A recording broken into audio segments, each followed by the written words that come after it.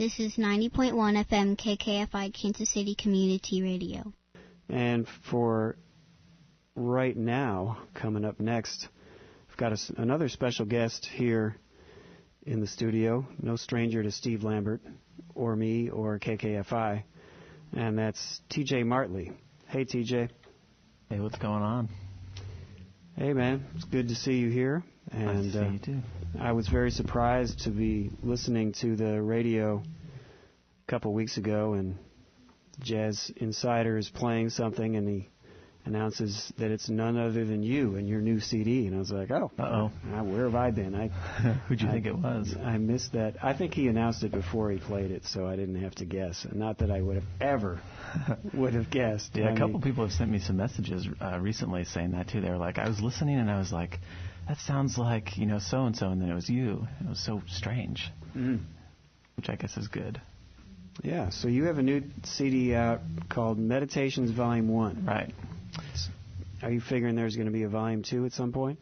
Yeah, it's sort of like I'd like it to be like a yearly thing, as like a placement of my progress over the year. It's just nice to have something down, too, to listen to and to hear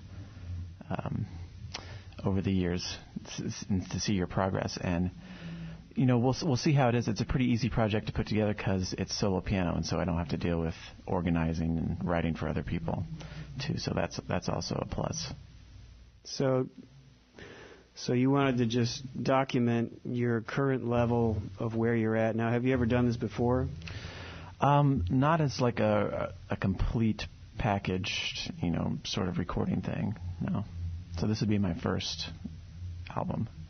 Your first public offering. Right. Your initial public offering. That, charging money for. Mm-hmm. Right. Yeah. Okay. And so how did you go about putting this thing together? So you had the idea, all right, I want to put out a CD and document where I'm at right now. Yeah. Well, it's all based on an exercise that I've been developing over the past couple of years, ever since reading Kenny Warner's book, Effortless Mastery, which is just kind of an awesome sort of offering that he put out there. And it's based on these 30-minute to an hour-long exercises in relaxation and trying to put that judgmental part of your brain out of the way that hinders creativity and the ability to take chances and to play what you're really capable of. And so without getting into details, I would do these little exercises every morning for a half hour, an hour. And at the end of them, I would play a free improvisation of any length, of any style, basically whatever I was feeling that day. And after a couple of them, I felt like, oh, that was really special. I wish I would have recorded it, and I hadn't. And so what I did was create this project, which was a 30-day recording project. And so for every morning for 30 days, I believe it was in April or May, I would do my exercise, my little meditation, relaxation exercise, and then I would turn on my microphones and just record a free improvisation. And the idea was after 30 days, hopefully I would have some good enough of material to come out with something like this, and I did. I actually had trouble picking which ones I liked best, and so the result is the album Meditations Volume Number 1. Fascinating. Yeah. Fascinating. So these are all then free, spontaneous improvisations, and are you going into them completely with a white page, a blank slate, no preconceptions whatsoever about what you're going to do, or? Yeah, right. That's the idea, certainly. But as Keith Jarrett, says in his documentary, The Art of Improvisation, he says that we're never really a complete, blank slate. We're a product of everything we've ever heard in our entire lives. But certainly I didn't go with any composition in mind, any rhythmic style, any sort of thing like that. But what's weird is that over the course of the project, there were certain motifs that would come back like every single day. And so over the course from like meditation number 1 to number 30, there's some little themes that come back in different ways and different keys and rhythms, which is pretty neat. Yeah, fascinating. But if you didn't know it was freely improvised, a lot of the songs sound like they were composed, I feel like. Well, cool. Yeah. So, well, that's neat, because I always like when people are improvising, if there's some kind of there's some sort of reference to something that came before and something that might be coming later. I like, as opposed to complete stream of consciousness where nothing relates to anything that came before it. And maybe this is the way that is. Sure. But if you say it sounds like it might have been composed, then that gives me an idea that there's some sort of an idea that is developed and not just immediately discarded for a new idea. Right. Yeah. It really depends on the listener too. You know, certain recordings definitely take a little more, work to get into, like Cecil Taylor stuff. You know, the average person would listen to Cecil Taylor and be like, this guy hasn't practiced a day in his life. He stinks. He's terrible. But if you and I listen to Cecil Taylor, we would be like, oh, I've heard that rhythm. He's bringing it back. This is the second time he's playing this theme, or he's playing in the low register, and he's doing the same thing later in the higher. You know what I mean? Mm-hmm. So, yeah, I think the best recordings that are freely improvised, you know, Paul Bley's stuff, certainly Keith Jarrett's, Kenny Warner's, certainly have that in common, that they bring back themes and that they are fairly structured, regardless of how they sound, how outside, the boundaries they sound. Mm-hmm. Well, why don't we listen to one of these? Do you have any in mind, like one that you'd like people to hear more than another? Or? Sure. My favorite track, and I don't think they've played it yet on the radio, it would be track number 7, which I believe is meditation number 14. I'm guessing. We'll go with that. I think that's what it is. That sounds right. Okay, I'll count. 1, 2, 3, 4, 5, 6. Yeah, number 14. So this is that's a catchy title too. Right. CD Beatty actually made me give them titles. They're like, so these actually do have titles, and I believe the title of this one is actually Final Motive. Oh, okay. But you don't print it on the CD, so that's just to distinguish it from somebody else's meditations, number 14. So that if they think they're buying a Kenny Warner song, they won't be disappointed. Okay. This is the Jazz Geek. I'm talking with pianist T.J. Martley, local Kansas City area guy. If you're familiar with the jazz players around town, you've certainly caught T.J. Most recently as the premier Fender Rhodes player of the Prairie Village Jazz Festival. And this is his new CD, T.J. Martley, Meditations, Volume 1.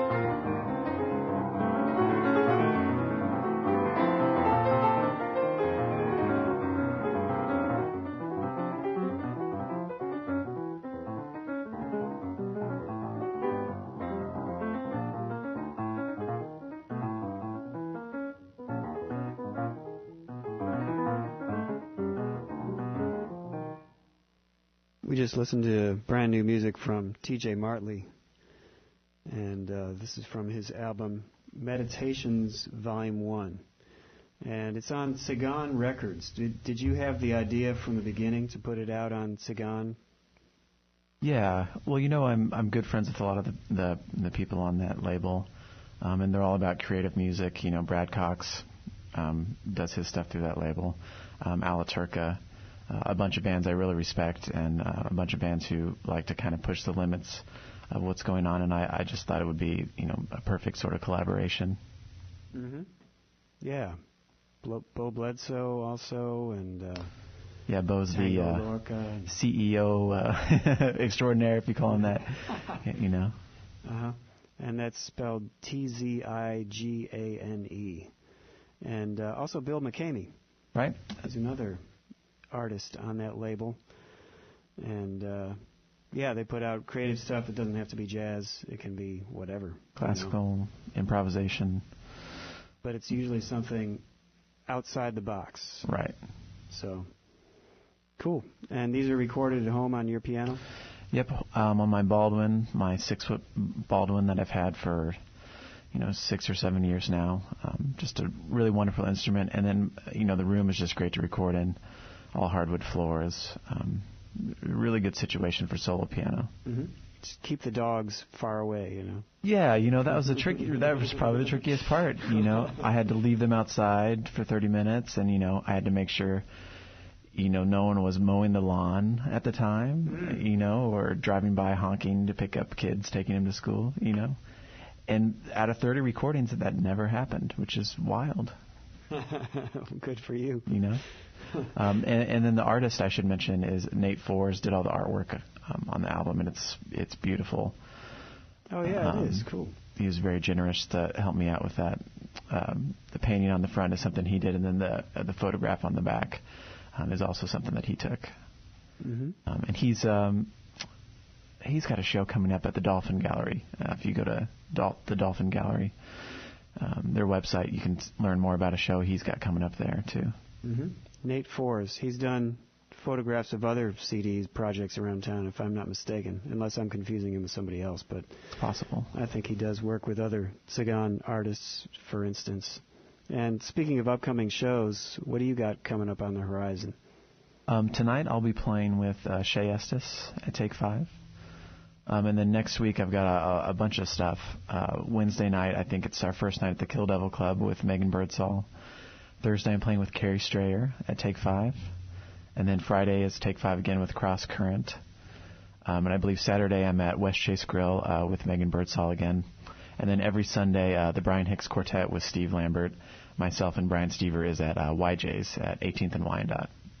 Yeah, what are your hours there at YJ's? We play from approximately, and it's really kind of loose, but 7 to 10 every Sunday, and it's just an open jam session, so anyone's free to come by and play with us. Yeah, that's a nice little place, YJ's, and I really dig the owner and the chef and just the vibe there. It's like definitely not we're getting rich. It's more like we're providing something really cool and doing stuff we love. And I think the same would hold true for the band that you're playing in every Sunday. It's like you're not going there to punch the clock and bring home a paycheck. You're going there to play some cool, creative music. And Brian Hicks mostly plays bass. Does he sing much on Sundays? Or? Yeah, Brian, he sings a little bit. He's always bringing in, interesting tunes for us to play. And you talk about a guy with, like, some history. I've been playing there for, I guess, two years now, maybe longer. And he never ceases to amaze me with, like, awesome story after awesome story of places he's been, people he's played with. He's just, like, he's the coolest guy to hang out with. Mm. Brian Hicks, so that's YJ's on Sundays. And then I was particularly interested in your gig a week from tonight. I believe I have that right, at Take 5. With Cross Current? Cross Current, featuring our own Jazz Insider on the drums.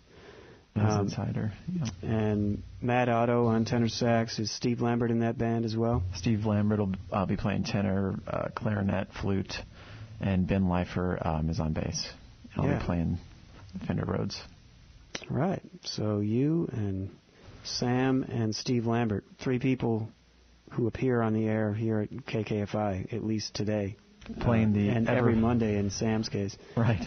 And we'll be playing the ever-popular songbook of Lenny Tristano. Indeed, which is far more popular in Kansas City thanks to you guys. And the insider on the air playing Tristano and your band. You know, I've learned a lot about Tristano and his various associates from you and from the Jazz Insider and also from Matt Otto, all those guys. I've had Matt in here to talk about Warren Marsh and had you to talk about who was the pianist? Sal Mosca. Sal Mosca, that's right. Thanks for reminding me. I was trying to bring up the name. Cool. This is T.J. Martley joining us here at Jazz Afternoon. We're talking about his new CD, Meditations Volume 1.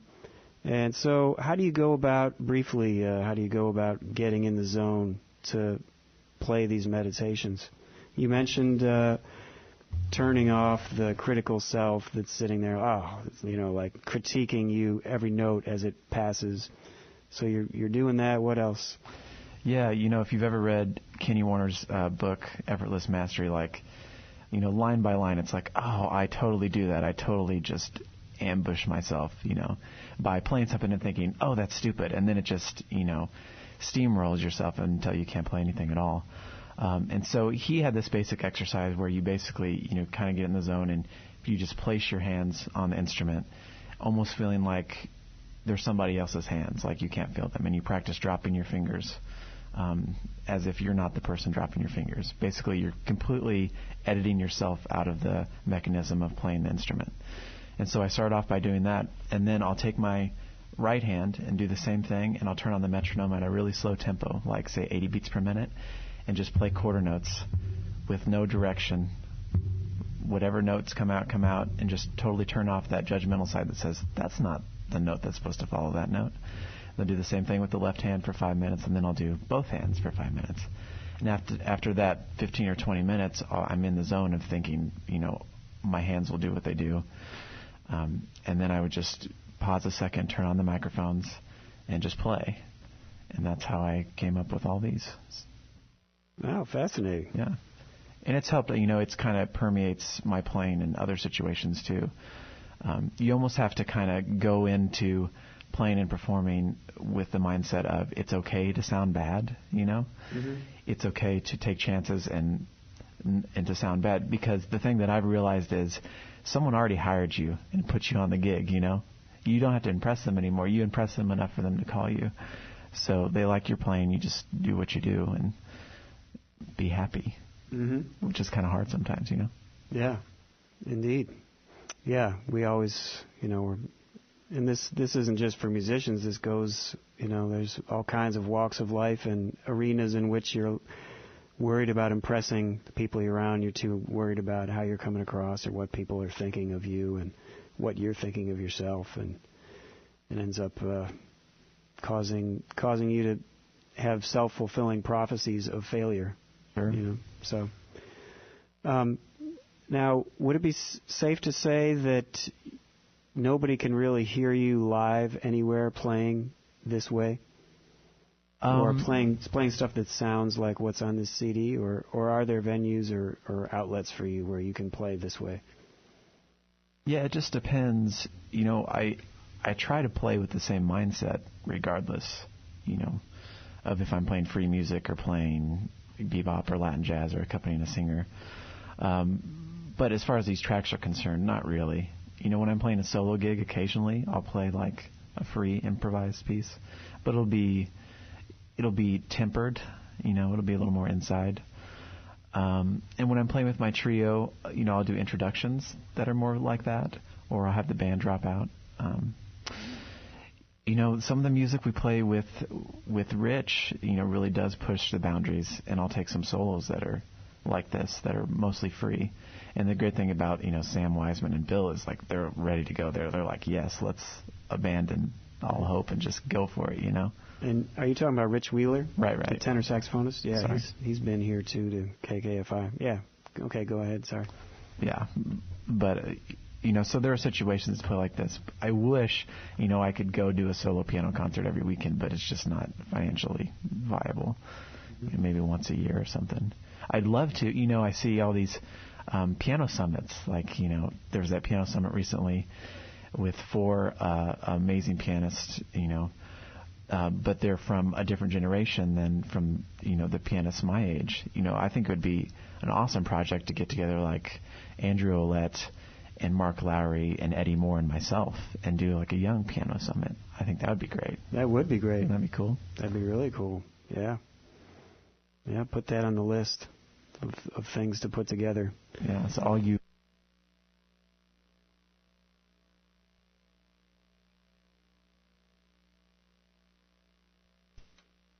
So, I guess we probably ought to play another one of these tunes. Which one do you have any other recommendations?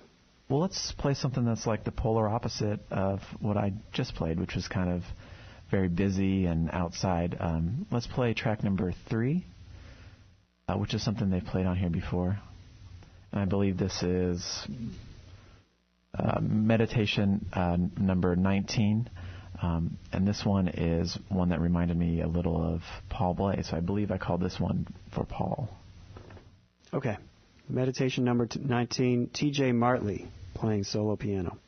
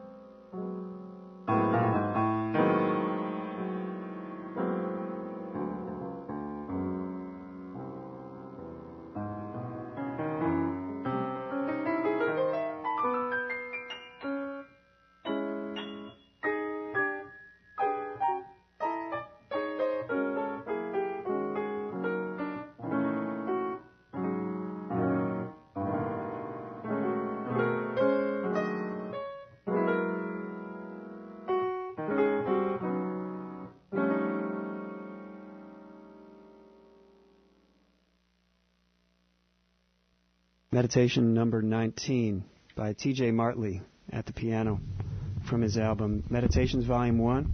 Man, thanks for coming down and talking to me. It's so cool to hear what people are thinking and how they go about putting together this kind of thing, you know, putting out their own CD, putting out their own music. It's cool to see. Right. Well, thanks for having me. I really appreciate coming on here today. Yeah.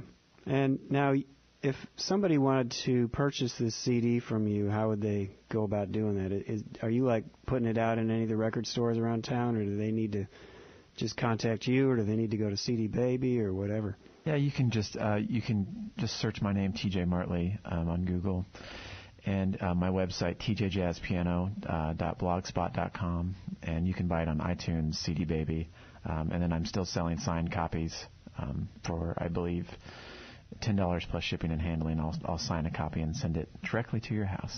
Mm-hmm. And usually if I have the chance, I try to buy the CD straight from the artist, because that means more money goes in their pocket and less in the pocket of CD Baby. But whatever works for whomever.